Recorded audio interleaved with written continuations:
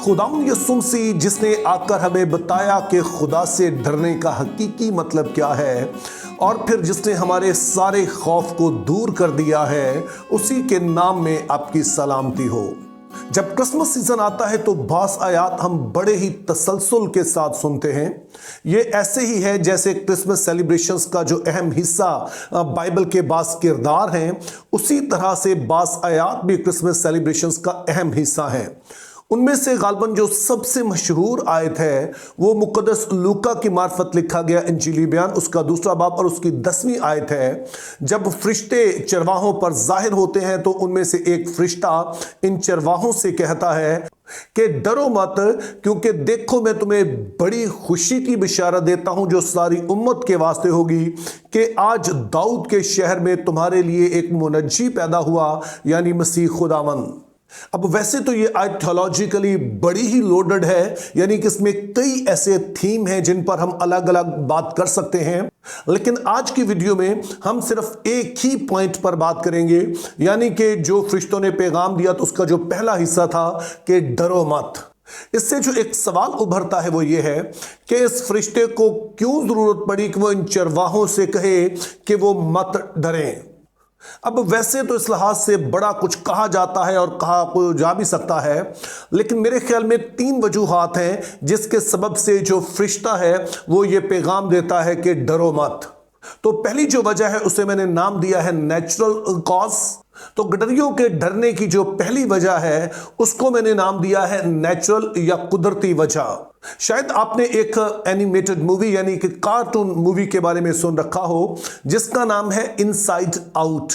ये एक बड़ी ही खूबसूरत मूवी है जो मेरे ख्याल में हर माँ बाप को जरूर इसे देखना चाहिए, क्योंकि इसमें दिखाया यह गया है कि बच्चे किस तरह के जो जज्बात हैं, किस तरह के इमोशंस हैं जो वो महसूस करते हैं, जिनको आमतौर पर शायद माँ बाप जो है वो नहीं जान पाते हैं।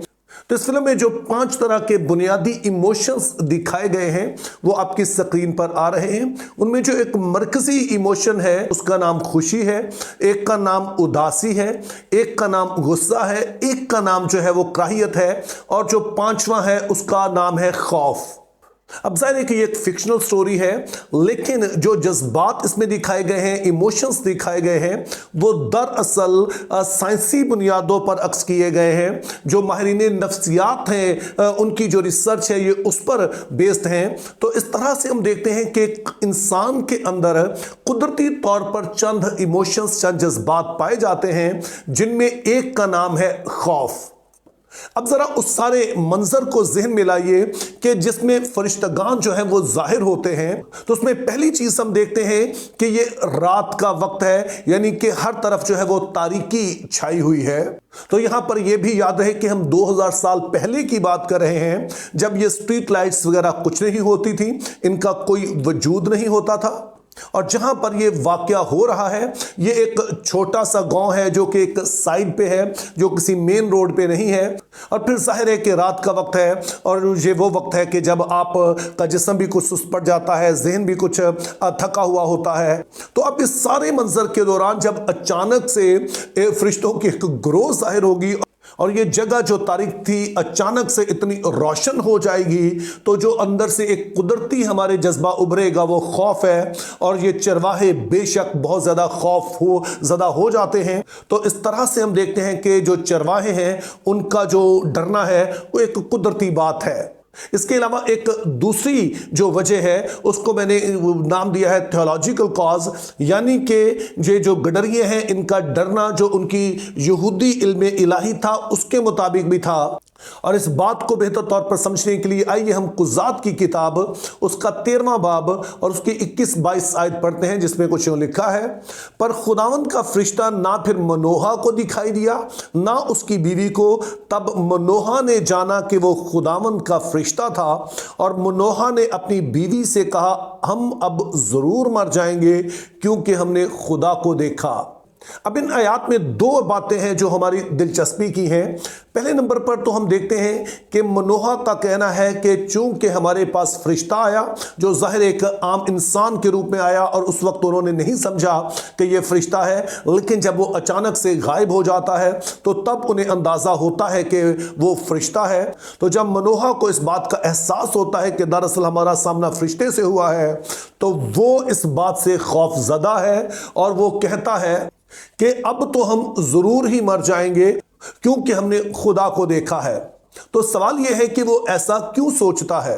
अब उसकी वजह यहूदी इल्म इलाही था, जिसके मुताबिक वो समझते थे कि अगर उनका सामना खुदा से या खुदा की तरफ से भेजे हुए किसी फरिश्ते से हो जाएगा तो वो यकीनी तौर पर मर जाएंगे। वो ऐसा क्यों सोचते थे? बास उलमा का ख्याल है उसकी बुनियाद खुरूज 33 बाब उसकी 22वीं आयत है कि जब मूसा ने खुदा ताला से दरख्वास्त की कि मैं तुझे देखना चाहता हूँ, अपना जलाल मुझे दिखा, तो खुदा ताला ने कहा कि मुझे देखकर कोई भी जिंदा नहीं रह सकता है। अब इस आयत में खुदा ताला दरअसल जो दावा कर रहे हैं वो ये है कि मेरा जलाल जो है वो नाकाबिले बर्दाश्त है, और मौजूदा जिस्म में जब इंसान है तो इसमें वो उस सारे जलाल को ना तो देख सकते हैं ना बर्दाश्त कर सकते हैं। तो इस सबब से अगर कोई खुदा ताला के वो जलाल में देख ले तो इसका मतलब है कि फिर वो जिंदा नहीं रह सकता है। लेकिन वक्त के साथ शायद वो ये समझने लगे कि खुदा को जिस भी रूप में देख लिया जाए तो फिर इंसान जिंदा नहीं रह सकता है। और फिर इस हवाले में दूसरी दिलचस्प बात यह है कि 21वीं आयत में मनोहा खुद इस बात का इकरार करता है कि उसे पता चल गया कि ये फरिश्ता जो है वो जाहिर हुआ है, लेकिन 20वीं आयत में वो कहता है कि हमने खुदा को देखा है इसलिए हम मर जाएंगे। अब जाहिर है ये कदरे कंफ्यूजिंग बात है कि यहां पर खुदा जाहिर हुआ है या फरिश्ता जाहिर हुआ है। तो इस हवाले से उलमाए बाइबल जो है वो दो तौजीहात पेश करते हैं। पहले नंबर पर वो उलमा है जो समझते हैं कि उस ज़माने में ये एक तसव्वुर आम मौजूद था कि फरिश्ता चूंकि खुदा का नुमाइंदा होकर आता है तो इसलिए फरिश्ते से मुलाकात या फरिश्ते को देखना भी ऐसा ही है जैसे कि खुदा को देख लिया है। और फिर दूसरी तरफ वो उलमा हैं जो इस बात को जलती झाड़ी के साथ जोड़ते हैं कि जिस तरह से जलती झाड़ी में फरिश्ता उतरा, लेकिन जब वो कलाम करता है तो खुदा की तरह कलाम करता है, और इसलिए वो मसीह का कबल तजस्सुम ज़हूर कहते हैं। तो ये भी एक ऐसा ही वाक़या है कि जहां पर ज़ाते इलाही जो है वो फरिश्ते के रूप में जाहिर होती है, या दूसरे लफ्ज़ों में मसीह का कबल तजस्सुम ज़हूर है। अब इन दोनों में से जो बात भी दुरुस्त हो या फिर यहूदी इन दोनों बातों को ही ठीक मानते हो, तो इस सूरत में जब फरिश्ते जाहिर हुए तो इन लोगों ने भी सोचा कि अब जब हमने फरिश्तों को देख लिया है जो कि खुदा के हजूर से आए हैं, तो इस तरह से इनको देखना ऐसा ही है जैसे खुदा को देखना है, या फिर जो फरिश्ता हमसे बोल रहा है ये भी ज़ाते इलाही ही ना हो। किसी भी सूरत में उनका डरना जो था वो बनता था, चूंकि उनकी सोच जो थी वो इसी तरह की थी, चूंकि उनका इल्मे इलाही जो था, जो उनकी सोच थी, उनका जो अकीदा था वो उन्हें यही बताता था। तो यूं तो हम देखते हैं कि चरवाहों का जो डरना है पहले नंबर पर कुदरती तौर पर है, और दूसरी वजह उनका इल्मे इलाही है। इसके अलावा जो खौफ की तीसरी वजह है उसको मैंने नाम दिया है स्पिरिचुअल या रूहानी वजह।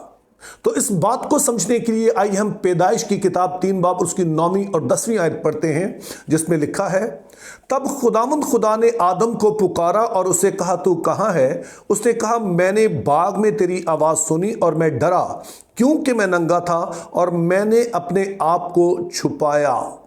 अब इस हवाले से आप बखूबी वाकिफ हैं कि जब आदम और हवा ने नेकोबद की पहचान के दरख्त का जो फल है वो खा लिया, जिसे खुदा ताला ने वाज़े तौर पर मना किया था, तो इस खाने के बाद अब वो अपने अंदर एक शर्मिंदगी महसूस करने लगे।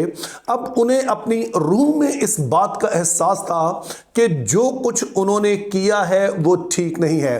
एहसास गुनाह उनके अंदर मौजूद था।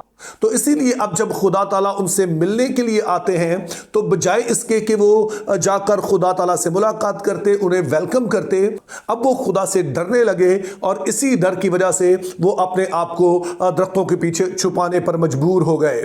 तो लूका 2 बाब 10 आयत में हमने देखा कि जब ये फरिश्ते आए तो लिखा है खुदा का जलाल जाहिर हुआ, तो लगता यूं है कि गडरिये ना सिर्फ कुदरती तौर पर डरने लगे, ना सिर्फ अपने उस इल्म के सबब से डरने लगे, बल्कि इनके रूह के अंदर भी ये एहसास मौजूद था कि खुदा के जलाल में ये आ नहीं सकते हैं, खुदा का जलाल जो है वो कहीं इन्हें मार ना डाले, उससे ये खौफ खाने लगे हैं। तो यहां पर हमें तीसरी तरह का खौफ भी नजर आता है जिसको हम रूहानी खौफ कहते हैं। अब जाहिर है कि बाइबल मुकद्दस वैसे तो कहती है कि हम खुदा का खौफ माने, लेकिन उससे मुराद होती है खुदा की ताजीम करना। लेकिन जिस खौफ की मैं यहां पर बात कर रहा हूं ये वो है जो हमारे अंदर एहसास गुनाह को उजागर करता है, जिसके सबब हमारे अंदर से ये आवाज उठती है कि हम खुदा के लायक नहीं हैं, हम खुदा के हजूर में जा नहीं सकते हैं, और इसी सबब से फिर हम उससे भागते और छुपने की कोशिश करते हैं। तो मुमकिन तौर पर जो चरवाहे हैं वो इन तीनों तरह के खौफ का शिकार होते हैं, यानी कि वो खौफ जो नेचुरल है, वो जो थियोलॉजिकल है, और तीसरे नंबर पर जो रूहानी है, यानी कि अंदर से ऐसी आवाज कि हम खुदा के लायक नहीं हैं, हमें उसके से दूर भागना चाहिए। तो अब इनमें से सोचिए कि कौन सा खौफ है जो सबसे ज्यादा खतरनाक है। मैं उम्मीद करता हूं कि इसका जवाब आपके लिए मुश्किल नहीं है। यह जाहिर है कि तीसरी तरह का खौफ है, यानी कि वो खौफ जो हम अपनी रूह में महसूस करते हैं कि हम खुदा के काबिल नहीं हैं, हम खुदा के पास नहीं जा सकते हैं। यह सबसे खौफनाक है, यह सबसे खतरनाक है, क्योंकि यह हमें खुदा से दूर ले जाता है। और दरअसल अगर ये वाला खौफ दूर हो जाए तो फिर बाकी दो तरह के खौफ हैं उनसे भी निपटा जा सकता है। अब अगरचे इस आयत में तीनों ही तरह का खौफ शामिल हो सकता है, लेकिन फरिश्ता खास तौर पर जो खुशखबरी लेकर आया है वो ये तीसरी तरह का खौफ है जिसको दूर करने की वो बात कर रहा है। चूंकि फरिश्ते का कहना है कि मैं तुम्हें बड़ी खुशी की बशारत देता हूं जो सारी उम्मत के वास्ते होगी, जिसका मतलब है सारी दुनिया के वास्ते, तमाम लोगों के वास्ते होगी, कि आज दाऊद के शहर में तुम्हारे लिए एक मुनज्जी पैदा हुआ, यानी मसीह खुदावंद, जिसकी वजाहत हमें मत्ती पहले बाब में दी गई है कि जब फरिश्ता मुकद्दस यूसुफ पर जाहिर होता है तो वो उससे कहता है कि तू उस लड़के का नाम जो मुकद्दसा मरियम से पैदा होने को है यस्सु रखना, क्योंकि वो ही अपने लोगों को उनके गुनाहों से नजात देगा। जिसका मतलब यह है कि जब वो गुनाहों से नजात दे देगा तो उसके बाद हमारे अंदर ये जो खौफ पाया जाता है कि हम खुदा के लायक नहीं हैं, हम उसके पास नहीं जा सकते हैं, ये खुद ब खुद से ही दूर हो जाएगा। और अगर एक दफा ये खौफ दूर हो गया तो मैं आपको पूरी दलेरी से बता सकता हूं, बाइबल मुकद्दस में से भी और शख्सी तजुर्बे में से भी, चूंकि खुदा के साथ चलते हुए मुझे काफी अरसा हो गया है और इस दौरान मैंने इस बात का तजुर्बा किया है कि अगर आपका रिश्ता खुदा के साथ ठीक हो तो फिर चाहे कुदरती तौर पर कितनी भी चीजें खौफजदा करने वाली क्यों ना हो, आपके अंदर इत्मीनान रहता है कि मेरे साथ वो है जो तमाम तरह के इन हालात में मेरी मदद कर सकता है, इन हालात में जो कि मुझे खौफजदा कर रहे हैं इनमें मुझे फतह से बढ़कर गलबा दे सकता है। तो इस तरह से कुदरती खौफ जो है वो अपने आप से ही दूर होते चले जाते हैं। और ना सिर्फ ये कुदरती खौफ ही बल्कि वो खौफ भी जो हमारी गलत सोचों की वजह से होता है, गलत ख्यालात की वजह से होता है। जब खुदा के साथ हमारा रिश्ता जुड़ जाता है तो हमारी सोच जो है वो ठीक होना शुरू हो जाती है, जिसको मैं कहता हूं थिंक बिब्लिकली। तो जब सोच ठीक होना शुरू हो जाती है तो बहुत सारे खौफ वैसे ही दूर हो जाते हैं।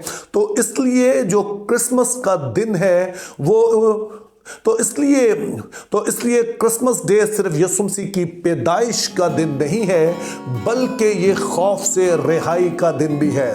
तो मेरी दुआ है कि खुदा हमें फजल दे कि हम इस रिश्ते में गहरे से गहरे होते चले जाएं, क्योंकि जितना हमारा रिश्ता गहरा होगा उतने ही हम कम खौफजदा होंगे। Think biblically, live purposefully, have a wonderful Christmas day.